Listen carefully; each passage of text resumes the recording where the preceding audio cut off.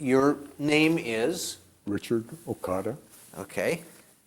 And is Richard your full name? Was that when you were born, Richard, or did you take Richard later, or? I think my aunt gave me that name. I was born in Lima, Peru, and at that time on my Peruvian birth certificate, I was listed down as Rikusu, which is my Japanese name.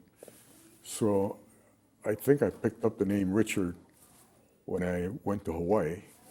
So now it's Richard Rikusu Okada, or Richard R. So you ended up going from Peru to Hawaii, is that? Correct. And so how did you end up in Hawaii? What was? Well, my mother's parent, her mother and sisters and brother were all in Hawaii. And so they immigrated back to Hawaii. Both my parents were born in Hawaii. My dad is what you call a kibe. He was born in Hawaii, but he was raised in Japan. And he served, he was drafted into the Japanese army when he was about 20. When he got out, his whole family immigrated to Lima, Peru. So my father's side is all over in Peru. My mother's side are all in Hawaii. So your formative years for you was Hawaii? Correct. That's where you grew up? From age two until the war, and we were interned in Jerome, Arkansas, and then to Tulare, California. Do you remember, now, so growing up, Hawaii was pretty much a Japanese community. I would say about half of the population was Japanese. I could be mistaken, but close to half of the population was Japanese. Let's put it this way, you weren't a minority. We were not, I don't think, a minority. Yeah, I mean, when you looked around, right. Japanese, French, Japanese, yeah. Right. So, do you remember Pearl Harbor? Were you old enough? I was 11 or 12, so I remember quite a bit.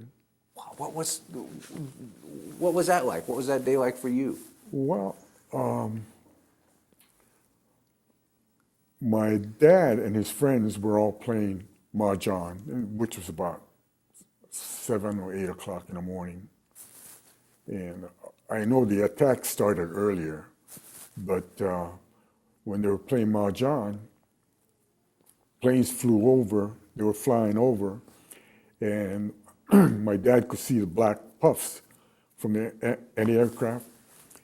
And when he saw that, he said, oh, this is a real thing, because if it's not the real thing, it's just white puffs, I think. But he saw the black puffs, and so he said, oh, this is a real thing. And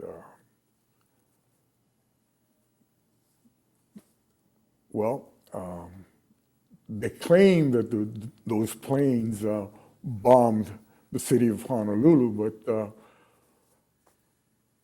from the way the shells came down, I can hear it whistling over us. You know, if it's a bomb coming down from a plane, it'll just come straight down. It wouldn't be going over us.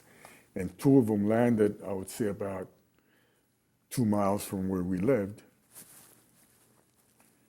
Anyway, that night, my dad said, I think we should get everything prepared to evacuate in case anything happens. Just go to the mountains or something like that. And we didn't have cars at that time. My dad didn't drive. And so I didn't really know how we were going to get up to the mountains, but I think we were all prepared for something.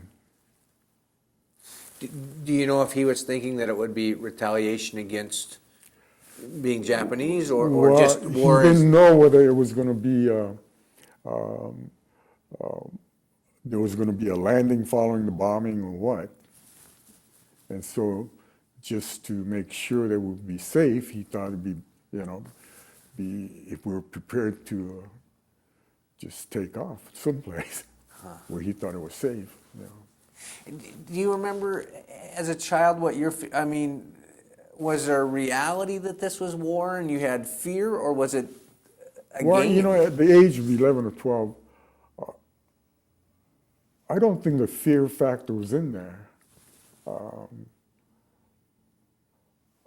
I don't think I would have been afraid until I actually came upon, a dead body or getting fired on or whatever. But at that time, I didn't feel anything. So how after Pearl Harbor happened and your father's prepared to go up in the mountains or whatever, did you get out enough to see a change in the society in Hawaii? Do you remember? I think the Japanese community was afraid. I think they were afraid of retaliation by the other nationalities. And I think they were afraid of the FBI because soon after the attack, I know they started rounding up people of Japanese ancestry, people who they thought had any kind of connection with the Japanese government. Was your dad one of them? Because you said your dad had been... Right. My dad was interviewed by the FBI, and I don't know after how many interviews, they pulled him in and interned him into what they call Sand Island. That's where they put all the internees. And years later, with the Congress passed a law where you can ask for information. I can't remember. Freedom of Information Act. Yeah. And I looked at the FBI report and I thought, oh, these guys are they don't really know what they're doing. They interned my dad. I read the report. They blacked out quite a few things, but they said he was guilty of, I don't know what, but because he wouldn't look directly into the interviewer's eyes, and so he's guilty. I couldn't understand that. And that's the mentality of the FBI. And I still think even now, I think, they don't know what they're doing. So there became this paranoia, and so then weird things like your father won't look in the eyes. Right. So they make he's all guilty. these. Yeah. Right. So now, did they take your father away then, or did he come back to? You said he was interned. After about 5 or 6 interviews, they said they were going to intern him into Sand Island, and so he took a few of his possessions and he was locked up. But not you. No, not the rest of They us. just took your dad away. Right. Do you remember what that was like as a child? Well, he was a breadwinner, and when you lose a breadwinner, my mom was a housewife, and the only kind of work she could get at that time was cleaning house or taking in laundry or something like that. It was really rough. How big was your family? How many brothers and sisters? I had 2 sisters above me and 1 below.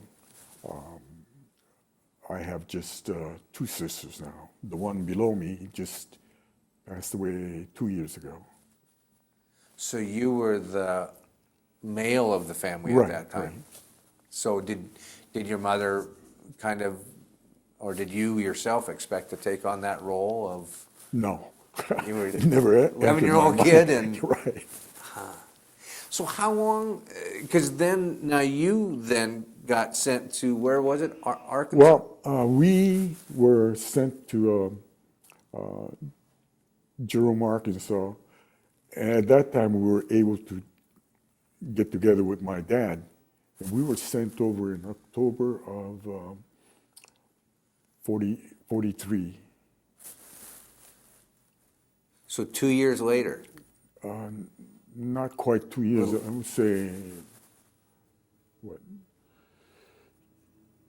He was, he was taken in October of 42, and we were sent to Jerome in December of 43, right? So it wasn't quite a year. So what was that like? How did they get you there, and what could you take with you? And just what we could take with us. So we left. Well, it's a good thing we had relatives in Hawaii. My mom's sisters.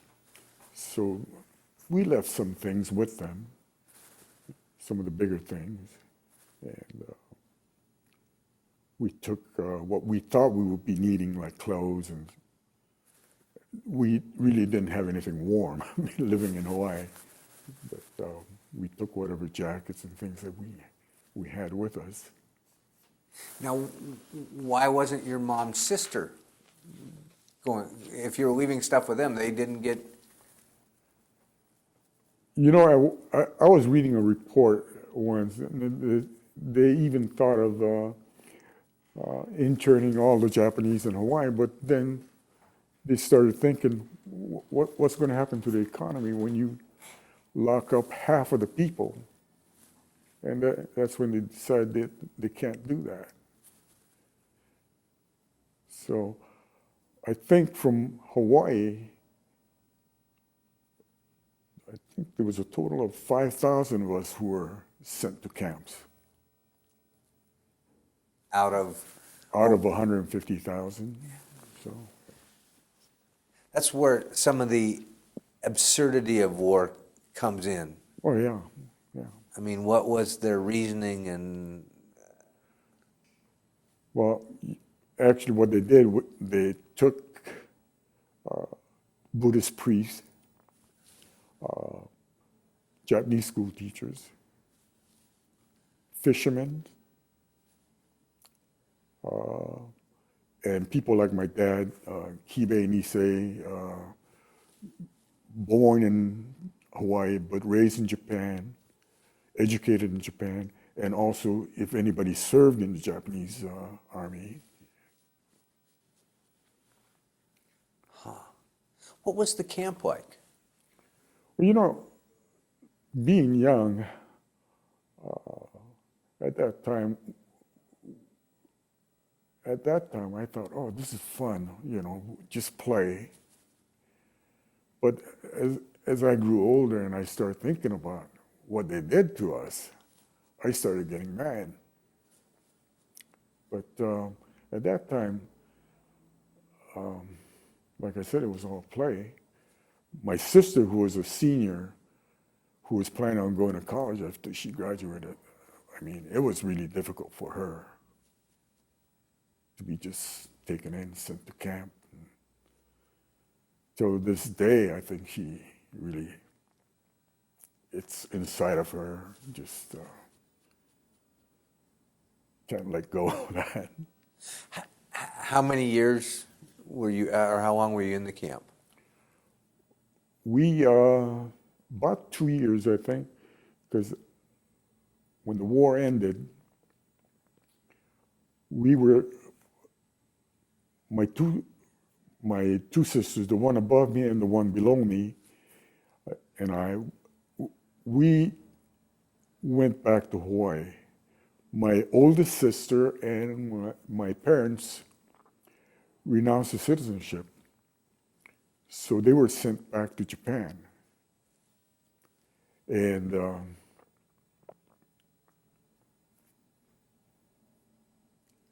let's see, December of 45, we went back to Hawaii.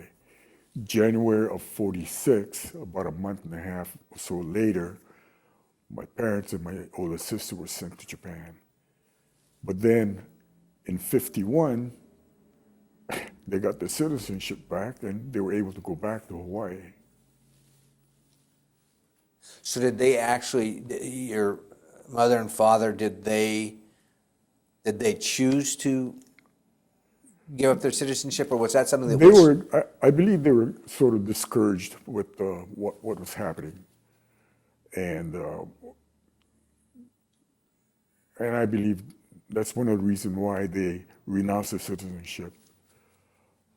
I know my dad was a little worried about his dad who was in Japan. And he thought maybe the only way he could go back to see him was by renouncing his citizenship. I don't know. I don't know what their thought was. But when they went back, they found that he died during the war. And so I guess they were wondering, well, do they have to live in Japan the rest of their life, or what? And the opportunity came when they were able to get their citizenship back, so they did, and they were able to get back to Hawaii. So were you separated from your dad for all that time? I didn't. Well, you see, in 48, I joined the service. And I was stationed in Hawaii. And when the Korean War broke out, I was sent to Korea. And at that time, I thought, wow, if I got what they call R&R from Korea, I would probably be able to go to Japan and see them. And when I finally got my R&R, I think it was in April or May of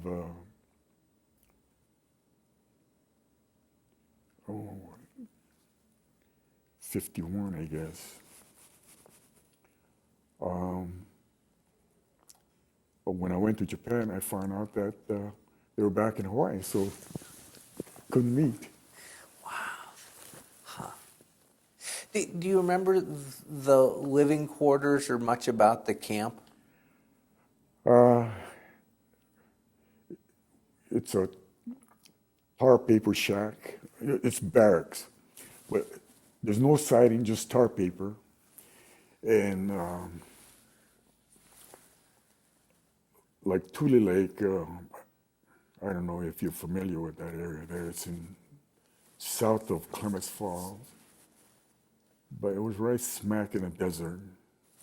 And so it got pretty dusty, and dust would come into the house, into our unit. And the only heating element we had was a charcoal burner. And we did whatever cooking that we wanted to do on that. We had a mess hall, but sometimes we had something extra that we could probably cook in our unit, and we did it on that pot-bellied stove.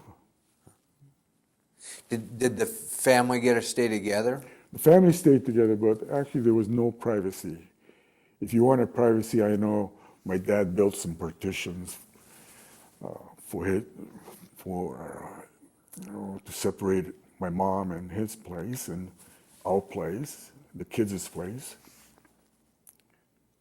But that was it. Were there other families within that? Well, in each barrack, I think there were like 6 units in each barrack. The 2 end units were the big ones, and the ones in between were a little smaller. Huh. What, do you remember what you did during the day? I mean, did you go to school, or? We had schools. Was that run by Japanese people within the camp, or did they? They had some Caucasian teachers, but I think these were teachers that couldn't get jobs outside, because we didn't think much of I know that we used to argue with the teachers about certain points in the math, and they couldn't answer it. We had some Japanese teachers, and I believe they were teaching outside before the war started, and since they were short of teachers, they were hired for $15 a month. Doctors were like $16 or $18 a month. These are professional doctors. And that's, while they were in camp, what they were given. That's the pay scale. Was it is it like a city within a wall? I mean, do you have a store or? They had commissary.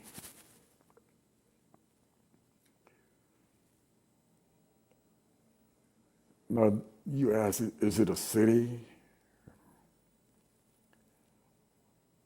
I would say it was more like a big prison city. I remember reading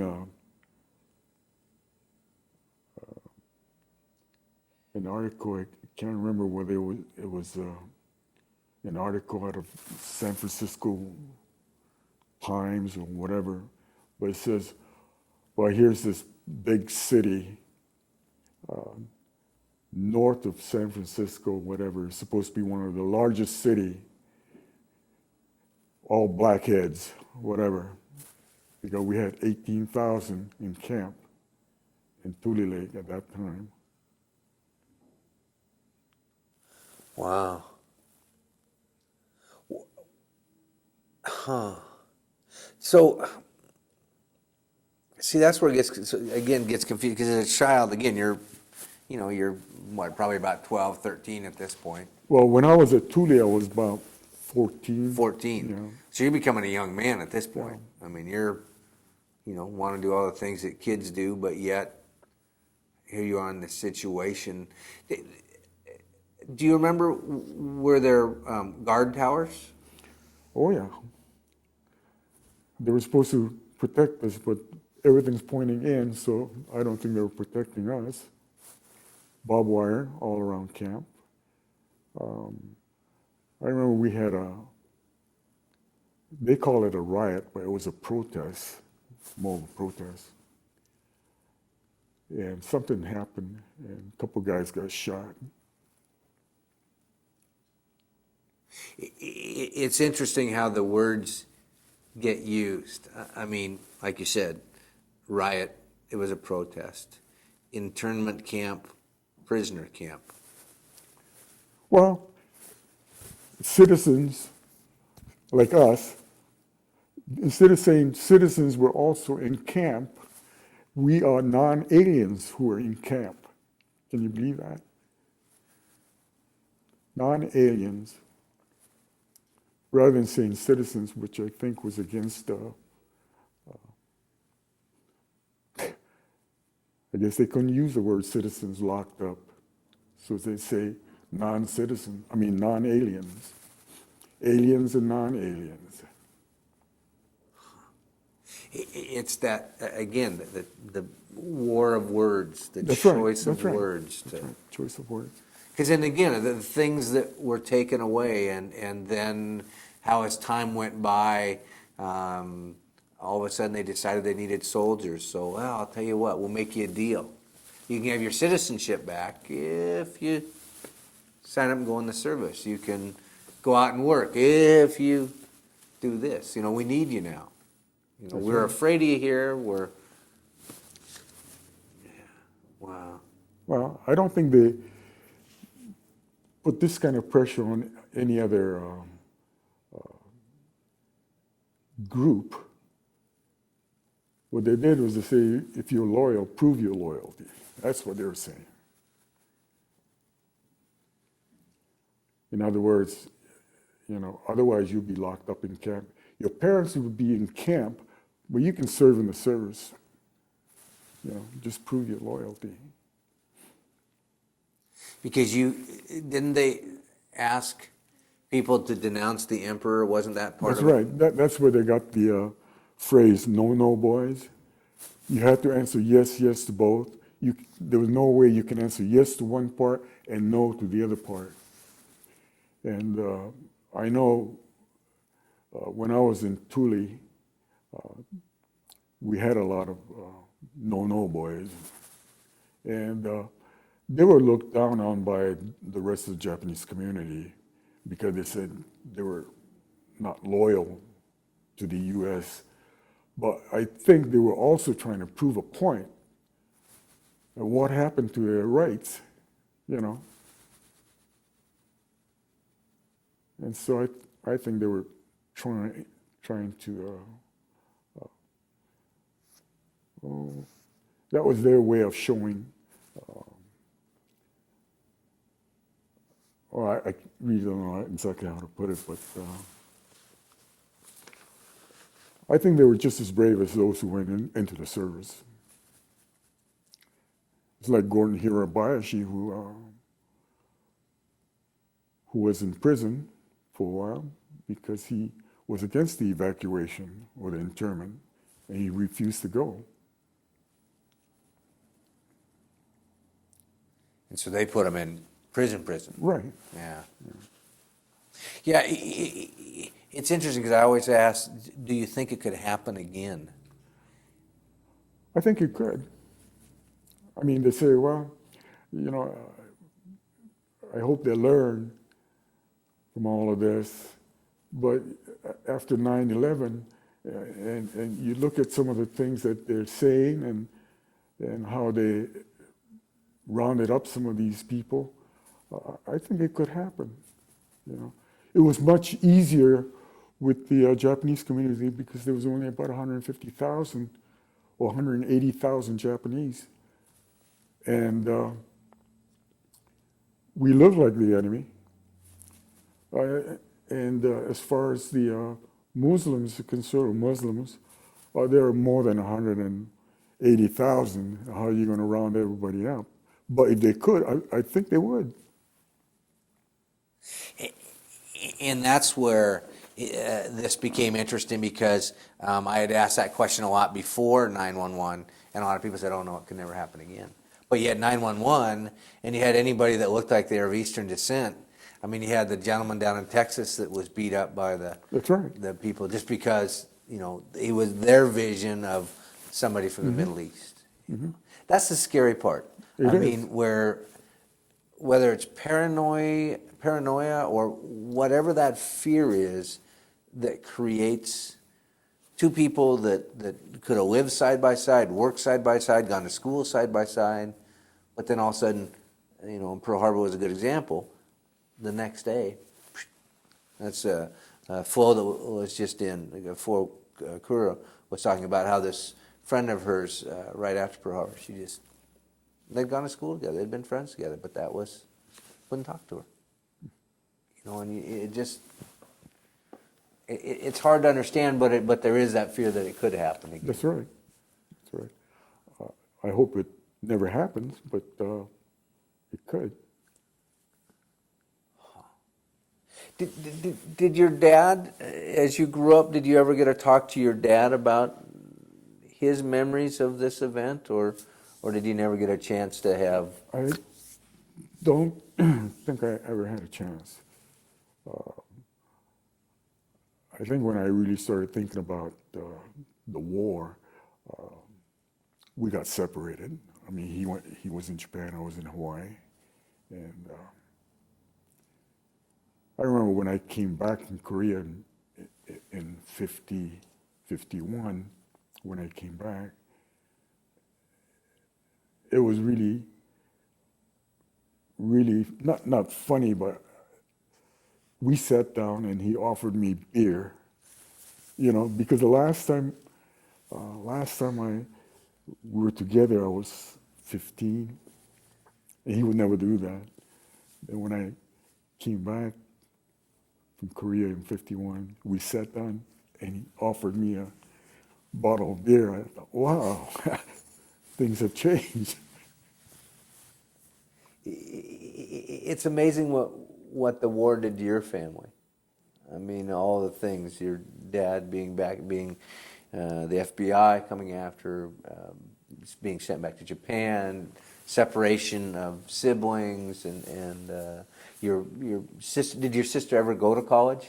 Did No. she get? She never No, got a she never chance. did. So that 2-year period destroyed that dream that she had. Mm-hmm. You know, being an American citizen, having being looked at as not an American citizen, and Well, you know, it still happens to this day. I mean, like if we go someplace and someone would come up to us and the first thing they would say is, Ohio gozaimasu. You know, like I'm carrying a camera and they'll say something like that. And so we respond and say, yeah, how are you? You know? And then they say, oh, you speak English or whatever. And yeah. And, or sometimes they'll say, where are you from?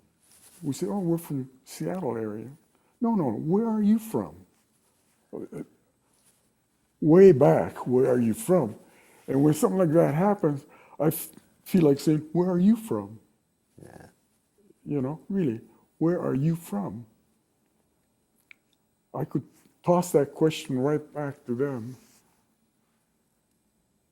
And that's the one of the hardest things. I never get that. I mean, I'm German descent. Nobody comes and asks me that. I of the Caucasians wouldn't ask me that. I look, Right. you know. Now, But you say you're German descent. How long have your parents been here? I'm fourth generation. Fourth generation. Okay. My kids are fourth generation too, because I'm third generation. But now, were your parents, were your grandparents interviewed by the FBI during the Second World War? Well, actually, funny story. None of my relatives, except my grandfather, was, and the only reason being is that he was German, was a businessman in Olympia. He'd had a boat, and he'd bought a new radio for it.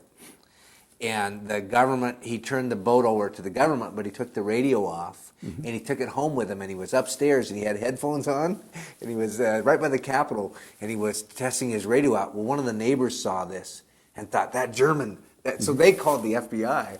So somebody started following him, and he called a friend of his in Seattle who was with the FBI and said, I think I'm being followed. So the Seattle FBI sent somebody down. So the FBI was following the FBI, following my grandfather. But that was the only reason why, is because some neighbor had seen something suspicious. It wasn't just, oh, it's a German over there, so we'll turn in. Where being of Japanese descent, oh, because they look different, you know. They'll haul him off. Yeah. But was he hauled off into a camp? See? Yeah. That's the difference. Yeah. Yeah, it gets even more confusing when you start looking at all the same thing. If my relatives had have gone in the service and been over in Europe, they could have been fighting against a brother or a cousin or something like that. But again, they don't get asked that. That's not a common question. But I know a lot of people that end up in the 442nd get asked, you know, and they were over in Europe, but we've talked to some that were interrogators and things like that. Well, what did you think about fighting against your brother? But for some reason, again, there's this separation in there. Well, you know, when Pearl Harbor was bombed, the 100 Battalion was formed before the war. And these were all draftees. But on December 7th, when they attacked Hawaii, they took all the rifles away from the members of the 100 Battalion because they were afraid that these guys were going to turn on them. And the 100th eventually became the 442nd, right? They were kind of the founding. Right. And they had raised their right hand. They had Right. sworn their allegiance to the country. They'd been training and everything like that. Well, again, it's interesting too to talk to different people of over the years how it hangs on or doesn't hang on, and was it right? Was it wrong? Did the American government ever apologize to the internees? They did. I know we got a letter from, was it Reagan, apologizing, and we got 20,000 reparation.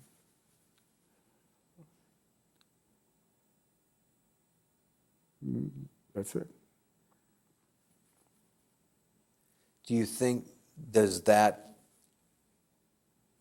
it doesn't make it go away, it doesn't make it not happen, but was that cleansing or, I mean, was that, in your mind, from your personal view, was that a deserved response?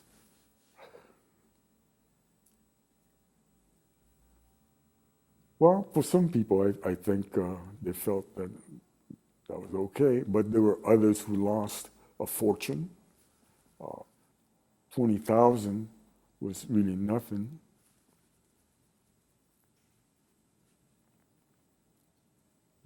That, again, this is where concepts and the way things we get taught in our history classes, perceptions, again, because of propaganda that came out at that time, and how Japanese people were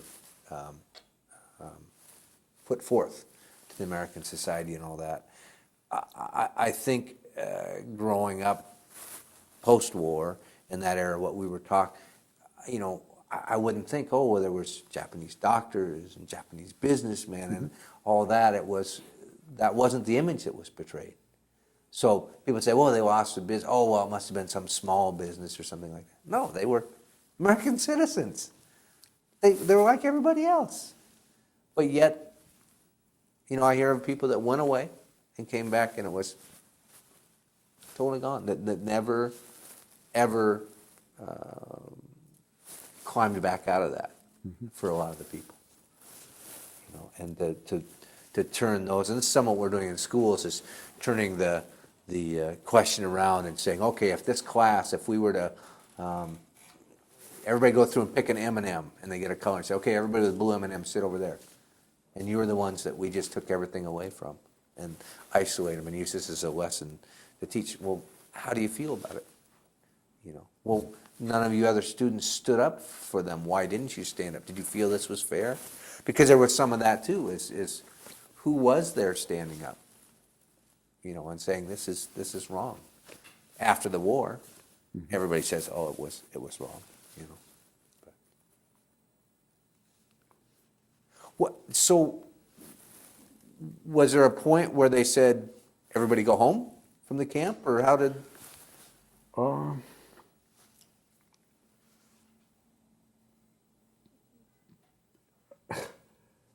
I left camp before everybody cleared out. I mean, people going back to Hawaii, they had to get a ship ready to send us back. So actually what happened was we went back to Hawaii with a whole group of 442 vets. They were on a ship going back to Hawaii. They put us on that boat with them. When that happened, it was like, go back and figure out how to put your life back together. That's right. That's right. And with us, we were lucky because my aunt, my mom had 3 sisters and a brother, and one of them said that they'll take care of us. And so we were able to go back, pick up our lives from there. So. But your parents went back to Japan. Yeah. So here you are, this fairly young child still. What, from the camp, are there friends that you have today that you met at camp and still? We have one in Sacramento. And Well, it's been a while since I talked to them, but there were a couple here in Seattle that I know. There was one guy that I played football with that I met again in Seattle, and there's a woman. She's, I would say, about 3 or 4 years older than me. I used to see her at baseball games and football games that we used to play. And she used to go and watch us play. So I remember her. So within the camp, you had football and baseball and... Yeah. Did the government organize that, or was it everybody saying, hey, let's... We had in camp people who organized games. And as far as football goes, we had to look around for a coach. It was usually someone who was older, like 18 or 19, who would, coach the younger kids to play. And did you create a number of teams? Well, there's, what did you say, 18,000 people there, Right. Is that right? Yeah. So you could have a couple of Yeah, teams? we had some leagues. But football, it was just, if we got a team, you guys have a team, we'll play you guys, Just go around looking for people to play. That's the hard thing to conceive of, is the fact that there was some normal life within this prison. Mm-hmm. That you still had holidays. Do you remember any Christmases or anything like that in there? Did you do anything? Did you? We exchanged presents and things like that, but usually not much. We didn't have the money. We couldn't go out shopping. So a lot of times it's something that we made, or something cheap that we bought at the store. Could you leave the camp? Could you go and come back? Did they allow that, or were you confined to? I remember going to Clements Fall. There was a Catholic father who took about 6 of us to Clements Fall. And I remember just going to a restaurant. We sat by the window, and here was some kids on the outside who was just spitting at the window because they saw us.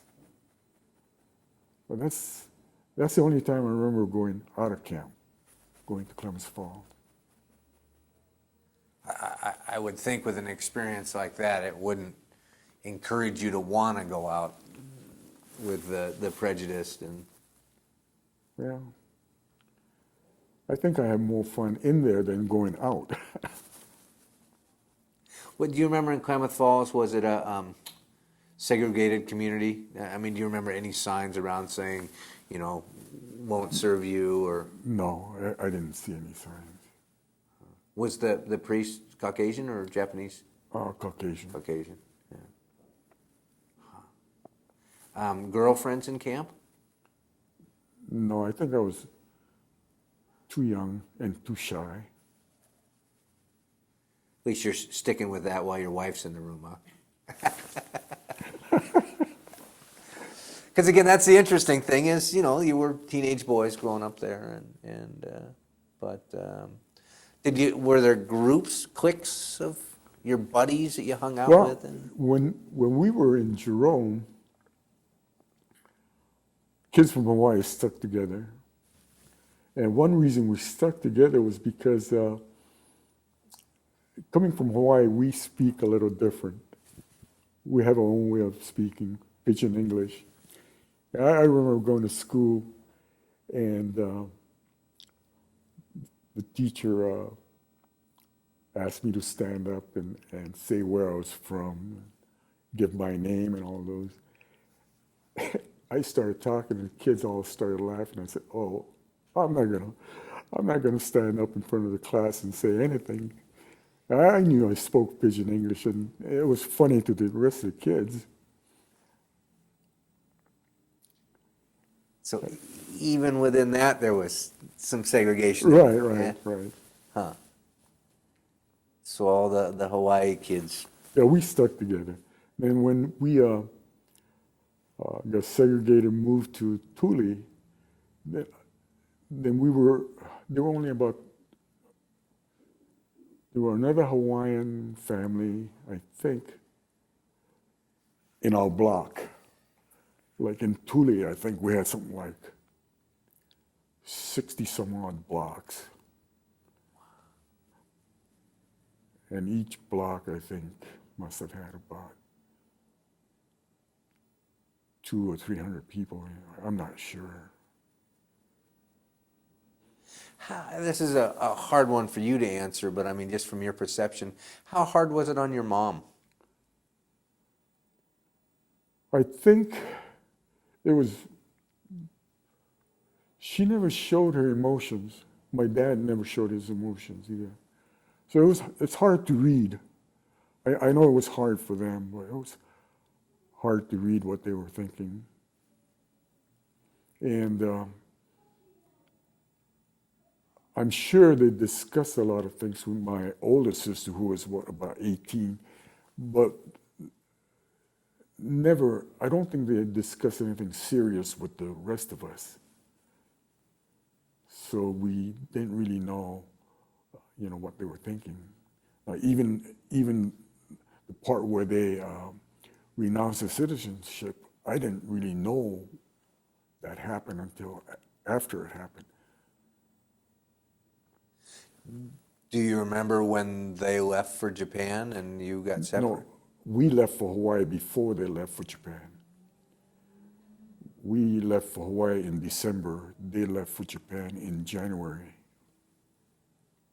Did you know that was going to happen? Did you know they weren't going to come meet up with you, or did they say, go to Hawaii, everything will be okay? Well, I'm glad they gave me a choice.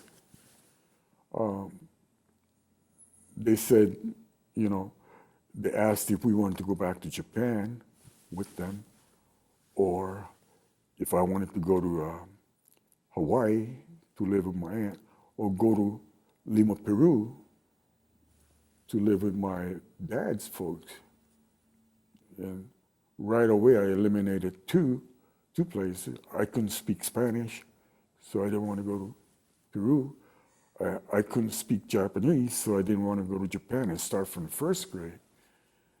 So I said, I would rather go to Hawaii, and in about a year or two, I'd graduate, so. So you didn't grow up speaking Japanese then? I went to Japanese school till the 7th grade, until the war started. And that was it. And, you would speak Japanese. I would speak Japanese to my dad. I would speak some English to him. And with my mom, I communicated mostly in English because she went through the 8th grade, 7th or 8th grade in Hawaii. So. Do you think from your perspective that there's a message that should be left with generations to come that you and I'll never meet from World War II, from what happened with the internment?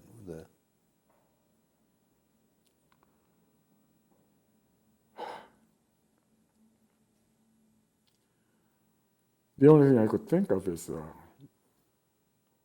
look at everybody for what they are, not what they look like, but for what they are. It doesn't matter whether you're yellow or red or black or white. I know a lot of people say, I'm colorblind. How can you be colorblind when the color is right there? But treat the person equally. Did you have relatives that were in Japan fighting that you know of?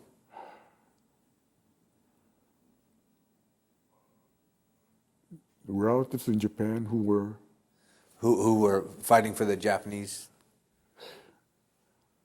I think we may have had one or two. But nobody that you knew or encountered later? No.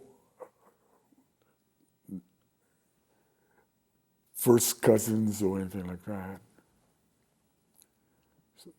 So right now, I have a half uncle, I would call it, who's younger than me, and his family. And that's about it. Nobody else. Do you think that World War II left artifacts, societal artifacts, on the way that you're treated today from World War II? Is there still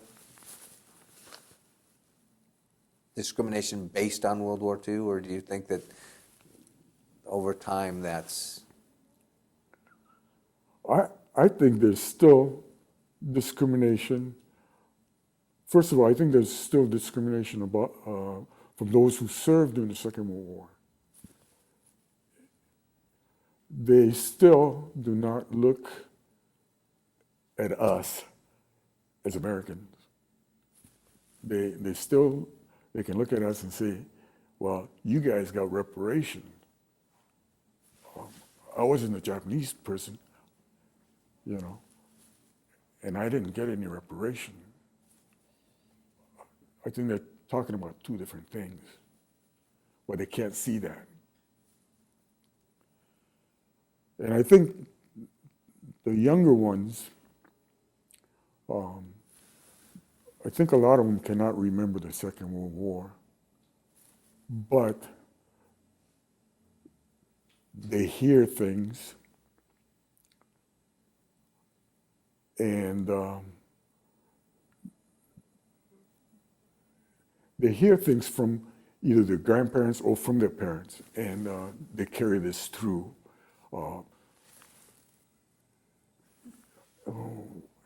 can't remember that one incident.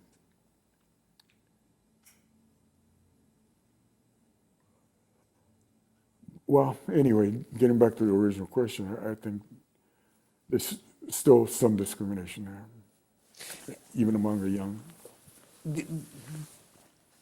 Do you remember when you first experienced prejudice? Yes. And if so, was it before the war or after Pearl Harbor? We'll use Pearl Harbor as the...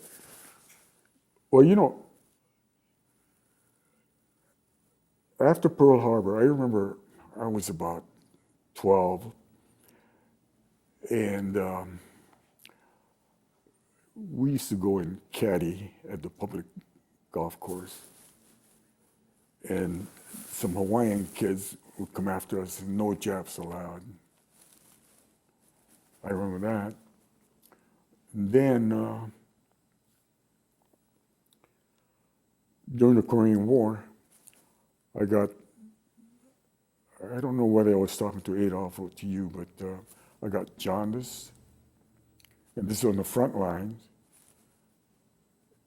I was sick for about 10 days. I couldn't eat. I was sent back to headquarters, and they had a medical team back there. And there were two other guys from my platoon who went back with the same thing that I had. The doctor looked at those two and said, well, we're going to send you back to Japan to the hospital. And he looked at me and he says, well, all Orientals have yellow eyes. And he sent me back to the front lines with no medication, nothing. He sent me back. And at that time, I didn't think anything about it. But when I look back at it, I said, God, this guy was really discriminatory. Then another was after I got out of the service, I was in LA. I was going to the university, I was working down in LA. But I didn't know they had a dividing line in LA where I think it was Vermont Street was the dividing line where west of Vermont, Asians and all minorities could stay, but east of Vermont, you couldn't.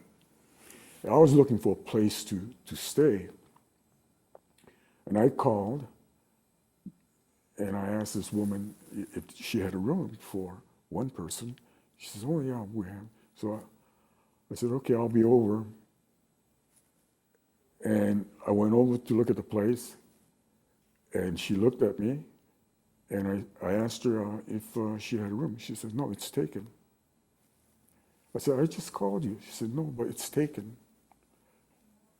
And later on is when I found out, I believe it was Vermont, west of Vermont, whatever. No minorities allowed east of that. So, Did you see that in the service too? I mean, was the service unofficially segregated? 48, when I joined, there were no blacks in our unit. But we had Asians and Caucasians together. And the regimental team that I was in, we had no blacks until it was time to go to Korea. Then they put, I know we had one black captain, and that was it.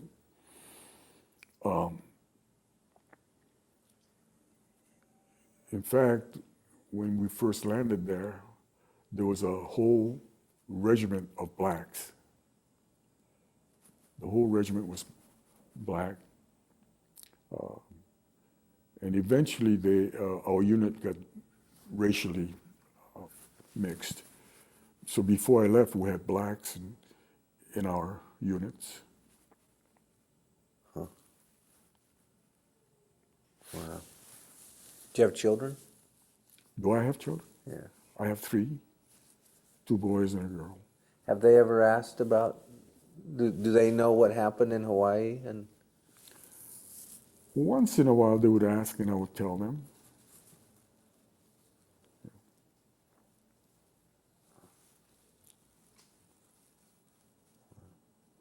well, thank you very much.